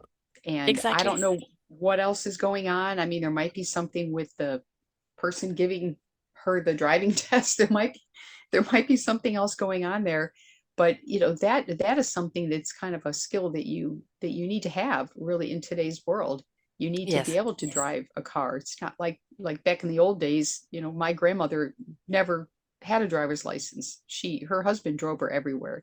And then after he passed away, she walked everywhere Mm. unless my mother could take her or eventually I would take her to the grocery store and places like that. But, I think that even in her older years, she could have gone out and tried to get her. I don't remember how old I think he was 58 when he died. So she would have been about 58. I think you can go get a driver's Yes, license when you're 58. I mean, you can go we're back to never too old. college. Yeah, go back to college, Yeah. go, learn how to ski or, Hmm. learn how to, play pickleball or whatever's the, tennis or whatever the new sport is today. Go out and learn to do new things. But she was my grandmother was very set in her ways. She was born in 1894. So, again, she Mm. grew up through in a different time. She went through the Great Depression, World War I, she remembered the Great Depression, World War II. She remembered all of that. And I think that uh, she lived in that same town the entire time, but there must have been something in her mindset that she did not want to change. In fact, my father used to just always complain, she won't change. I can't even move a piece of furniture in her house. She doesn't want me to da da, all of the everything had to like stay exactly the same. I think maybe that's why listening to my dad, rant and rave about her not wanting to change has kind of set the bit in my mind that I have to be willing to change even as I get older, because I Mm. think that, I mean, I think in the end, that will be part of my happiness, is being able to change and adapt to the world, which is why I remember that quote I gave you earlier Mm-hmm. about a person's age can be determined, Yes. by measuring how much pain you feel when Hmm. encountering a new idea. That defines my grandmother all the way. And I loved her dearly. She was the only grandparent I knew. But it's funny how you learn from people, even you learn from their mistakes Oh and the gosh, things yes. that you don't agree with. And I learned so much from her, good and bad. Yeah, and that's the point. We're here to learn until the day we exit, right? The day we leave this human vessel, we are here to learn. Exactly. And We're what always that learning. lesson is and what we're meant to do with it, we will know if we are present at the time. The gift is in the present of the now. And I think is don't sell yourself short. I just had my 11th anniversary of podcasting. When I first went into podcasting, I pressed all the wrong buttons. I did all the wrong things. It was live for 13 months before I did my own network. I didn't know what I was doing. I learned as I went because I realized, gosh, there's so many awesome people out there with stories like you are sharing here today, that how else are we going to get it if I don't create a platform for it? And it's when you have a driving force, when there's something you feel that is bigger than you, right? Then it's like you'll find any which way in order to make it happen, even if you have to stumble over your feet dozens of times to kind of get it right. I know there's so many more ways I could perfect what I'm doing, but it is just about making sure that we put that one foot in front of the other, no matter what. And if we've got the conviction to do something, get out and do it. Find that meaningful purpose that's your drive and get out and do it and be willing to adapt and adopt new ways of doing it. And don't age by saying, okay, now it's the rocking chair and the knitting needles, and I'm not going to do anything anymore, because I call that the living dead. I've had a 92-year-old on here that took a new lover at the age of 90, and she has her own TV show. And she's got such chutzpah about it. Women in their 80s that wrote a poem every day of COVID and is out there, you know, tangoing and doing all sorts of wonderful things. Life is an attitude. Live it with wonderment and exploration and excitement, and then life will treat you well. Yeah, that's exactly right. I just can't help but think of a woman I know named Ruth Colvin, and your listeners can look her up, Colvin. She's over 100. She has written books. She's traveled all around the world, and she still emails me occasionally. Actually, I need to get in touch with her, but she started an organization called Pro Literacy. And I'm not promoting any organizations here, but the reason I happen to think of her is I like to promote reading, just reading in Mm, general. Well, there's a lot of adults in our country that yeah. don't know how to read. Yes. And her organization, Pro Literacy, their mission is to teach people how to read that don't know how to read. And how much of the world is opened up to you when I mean, we take Yeah. reading for granted because most of us learned when we were kids in school. But if you don't know how to read, I mean, could you imagine what a different world it would be for you if you couldn't, you know, read the news or read a good Yeah. book, or maybe teach your children how to read, or your Yeah. grandchildren. And Yeah. I like to promote reading in general. Part of the reason I wrote a book, I think, Hmm. is to help promote. I was kind of targeting, people that like space history, but also high school, college age kids, to give them something optimistic to read, and something that's not really like ideological, but more. Mm. My book's more like, hey, I did this. This is where I made mistakes. This is what I learned from it, and maybe I learned to do these little checklists in my mind to help prevent mistakes from happening over again. And by the way, I don't really have like a big ego, and a lot of the books written in the past by pilots and astronauts talk about all the great things they did and how everything went perfect. But that's not really the way it is in everybody's life. So I decided when I wrote the book to admit my mistakes and make a story out of it, Yeah. and maybe it can be funny, and how I learned from that and moved on. I mean, I had one time I went through a thunderstorm and the airplane got damaged. That was a very bad mistake because there were things I could have done to avoided the thunderstorm in the Hmm. first place. I didn't really have the experience at the time to do that. I do now. I'm not Hmm. ever going in a thunderstorm again. It almost killed us. Hmm. And now my plane didn't have a radar on it, but Right. now planes have radars, so people don't have to worry about thunderstorms because pilots know how to avoid them. But I damaged an airplane, and I Hmm. learned a lot from that. And I made a little checklist to myself on how I'll never do that again. And Right. I was embarrassed. The squadron commander made me get up in front of the entire squadron and explain to them how the things happened that got me in the thunderstorm in the first place. And I'm sure that that was a very well attended meeting. And at the time, I was the only woman instructor in this squadron of, we had well over probably 60 instructors, and I was the only woman. And I had to get up there and admit a mistake. And by the way, that's one of the things they do in the military, at least in the Air Force flying world that I'm familiar with, is when you make a mistake, you get up and you brief the squadron on your mistake so they can learn from it. Well, that's And the so you point. can It's be not about the embarrassed. ridicule or the persecution. It is about the learning from it. And you may get some rigging on Exactly. it, which is all tongue in cheek, but it is lesson learned. Okay, if I come into a thunderstorm, what am I going to do? I'm going to remember Eileen's getting up in front of us, telling her what she did wrong, so I know how to avoid it. So, it may feel embarrassing, but when you're in a world of camaraderie, where we're not out there to pull people down, but to lift them up and go, thank you for the lesson. Thank you for the lesson, right? So I don't have to go through the same thing. And I think if we were more grateful for other people's admittance of the what they did wrong, um, we would we've become so judgmental as human beings. Let's put that judgment out. Let's just say thank you for your mistakes because you've given me the knowledge and the wisdom of not Exactly. to do it myself, right? Let's be when, gracious. when you take more risk in life, you're going to Yeah. make more mistakes. And you're going to So learn more from it.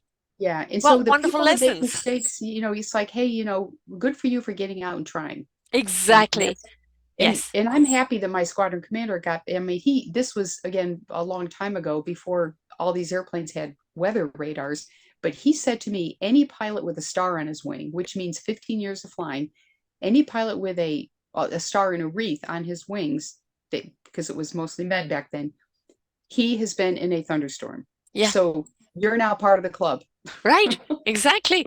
So, Right. and I And didn't I know know, that. but not only that, you came through it. Right? You That's may have right. made a mistake getting in it, but you came through it the other end. You're here to And tell the tale. it's an extremely frightening Yeah. experience when you can't hold your altitude and you got hail coming down on you, like Ah. banging on. I mean, I thought the hail was going to break the canopy. Mm. This is a little two-seater airplane being Hmm. thrown all around it. I mean, it's a extremely. I remember saying a prayer, "Dear God, please get me out of this, and I promise you, I'll never do it again." And And you so didn't. God And got you me out of didn't. it, Yeah. and I haven't done it again. Exactly. So the book is all about your journey in being an astronaut, the the positives and the lessons learned along the way. So it's kind of, yeah, this is what I've achieved, and this is the mindset that I put myself in to achieve it. This is the techniques that I use or the inspiration that I had, but these are also the mistakes that I learned from. So am I right? That is what's in the book?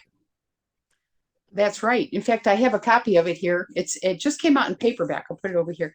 Um, the book just came out in paperback, and I started writing it mostly because people were saying, where's your book? Where's your book? We Hmm. want it. And I had waited almost 15 years after I retired Hmm. to write the book. And the trigger that got me to start writing the book was the pandemic Yes. because I couldn't travel anymore, and I had my workload went in half basically. So I called Jonathan Ward, he's an author. He had asked me earlier to write the book with him, and I kept telling him no, no, no. But then in April of 2020, I said, it's time for me to write the book. I don't know how long this shutdown is going to last. Mm. So we started writing the book, and our goals were mainly to tell it's in the category of memoirs. The kind of the story of my life, focusing on the flying I did in the Air Force and the flying I did in the space program and what it's like to be in space. Hmm. But is the secondary goals were, really to talk about lessons, leadership Hmm. and teamwork, lessons learned through my career, as well as admitting mistakes, how I got around those. And another goal was to get young people to read the book, like high school, college age, to encourage them to look into STEM degrees, STEM being science, technology, engineering, and math, to look into the military, to look into technical fields, science fields, maybe some careers that they might not think about otherwise. And especially for young women, we mentioned Through the Glass Ceiling, but the book is for young men also. Hmm. But I say especially for young women, so maybe they can consider engineering and science degrees because it's still very much a minority of women in those fields. And I think that the young women, not every young person should go into STEM fields. It really depends on what your talents are and what your desires are. But I think sometimes people just close off Yeah. STEM because they think it's too hard or it's just for men or whatever their preconceived notions are. So hopefully young people can read the book. I also promote degrees like, other degrees, history and Hmm. English and psychology. We need people in all of those Yes. degrees. But I think young people should consider everything. So hopefully well, in fact, I do. I don't want to say hopefully. I do get that message across in the book, and it's also entertaining and easy to read. Right. And I think the big lesson to learn is you're not one thing. Yeah, you are an astronaut, a pilot, an instructor, an inspirer, all of And those a wife things. and mother. A wife and mother and a woman, yeah, on top of it all. And the thing is, you don't limit yourself. Don't sell yourself short. You don't know what you can do until you try. Give it a try. But also to understand that everything that you've put in the book there, whether you are in a totally different field, is the fact that you need multiple talents in life and that we all can have we may have some talents that are really the driving force, but those other abilities, those other talents that are in there, those structures that are there that are going to help us propel forward. Knowing our history is important because we know what to repeat and what not to repeat. Having a basis of math because that's going to see you in any job. The English of how to articulate, read, and absorb the information, take in the knowledge, but the wonderment and the exploration and the intrigue into what is possible, what could we be a part of that we don't yet know. And I think if you've got that intrigue of what else is out there, or what else can I do, or what else is waiting to be discovered, and why can't I be the discoverer? But have all those other things, that are the basis, that they're your tools in your kit on your journey of life, right? So it's a good example all the way through for no matter what anybody wants to do. There's certain preparation you need to meet that opportunity. And based on what you just said, we're all explorers, aren't Yes, we? No matter yes, what we're doing in life, we're all explorers. exactly. So, of course, they can get the book on Amazon, Through the Glass Ceiling to the Stars by Eileen Collins. And of course, your website is Eileen Collins, and it's EILLENCOLLINS .com, and you're also on LinkedIn. And the whole thing is inspirers inspire other people. That's the important thing. When we inspire other people, inspiration begets invitation. When you're inspired by someone's journey, their courage, their strength, the abilities they've learned, their dedication, their purpose, their conviction, the wonderment of who they are, it is an invitation to ourselves.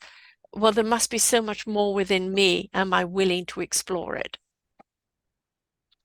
You say all that very well. I'm not sure what I can add to that, but you really are a very inspirational speaker, I must add. Thank you. That Thank you. you are inspiring me right now, and I keep telling myself I haven't done it all. I have plenty more left to do, and Exactly. your words are really inspirational. I think right back at you. You've given me the inspiration to say them. So, I've just written my memoir. I haven't got to edit it yet, and I know it's quite a daunting thing to read back because there's so much then you read back about your own life and go, I did what? I felt what? And it's kind of quite intriguing. But and a lot of people, why are you writing? Who wants to read about you? Well, with you, you've certainly got something there to most certainly read about. But we don't know how much of our life lessons are going to have a positive impact on someone who at the present moment is stuck and doesn't know where to go. Right. And that is, again, back to Don Rue's four agreements. Don't assume. Put it out there, let people read it and learn from it what they're meant to get from it. We can't dictate what they're meant to learn. All we can do is give them the information and they will learn what they need to learn with what they need to know now. And that's all we can do. That's very, very true. I talk about the space shuttle accidents, and although all of those little technical details don't apply to you, the big picture and the just the human side, the decisions, uh, the non-decisions, all of those can be applied to your life. And I've actually written a speech to talk about lessons learned from the accidents that Mhm. can apply to your job, whatever Yeah. office you're working in, whatever career field you're in, that can even apply to your family and can even apply to missions that you set for yourself and Mhm. goals that you set for yourself in life. Be willing to learn from the past, from the present, and be willing to take those lessons learned as beautiful skills and tools for the future. And the seeds that we plant today, how we water them, how we nurture them, is what's going to grow.